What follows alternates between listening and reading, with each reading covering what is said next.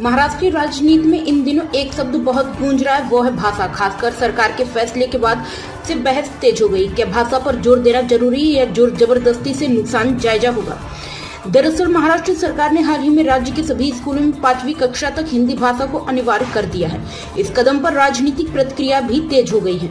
इसी मुद्दे को लेकर महाराष्ट्र नवनिर्माण सेना के नेता संदीप देशपांडे ने राष्ट्रीय स्वयंसेवक संघ के संघ चालक मोहन भागवत को एक खुला पत्र लिखा है। देशपांडे ने पत्र की शुरुआत भावुक अंदाज में करते हुए लिखा, वास्तव में हमारी यह इच्छा थी कि आपसे सामने मिलकर हमारे विचार रखें, लेकिन मेरे जैसे एक सामान्य कार्यकर्ता को भेंट का अवसर मिलेगा या नहीं, इसलिए यह पत्र लिख रहा हूं। उन्होंने पत्र में भारतीय इतिहास का हवाला देते हुए कहा कि मराठों ने कभी भी अपनी भाषा को दूसरे पर नहीं थोपा, चाहे उनका शासन देश भर में फैला रहा हो।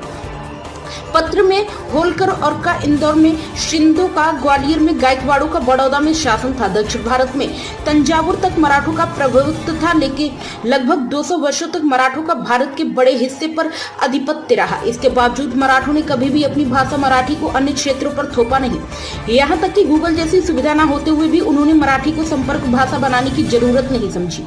देशपांडे का मानना है कि हिंदी को शिक्षा में अनिवार्य बनाना मराठी लोगों की सहन करने की क्षमता का अनुचित लाभ उठाना है। उन्होंने लिखा, हमारा राष्ट्र विविधताओं में एकता के सिद्धांत पर खड़ा है। पंजाबी, गुजराती, मराठी, द्रविड़ ये सभी हमारी पहचान है। एक भाषा को अनिवार्य बनाना इस एकता को कमजोर कर सकता है।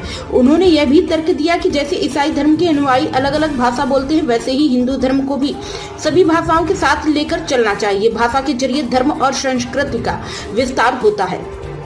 अपने पत्र के अंत में उन्होंने लिखा, हमें विश्वास है कि आप इस भाषा की जबरदस्ती पर रोक लगाएंगे। यदि संभव हो तो सामने से भेंट कर अपनी भावना आपके समक्ष रखने की भी इच्छा है।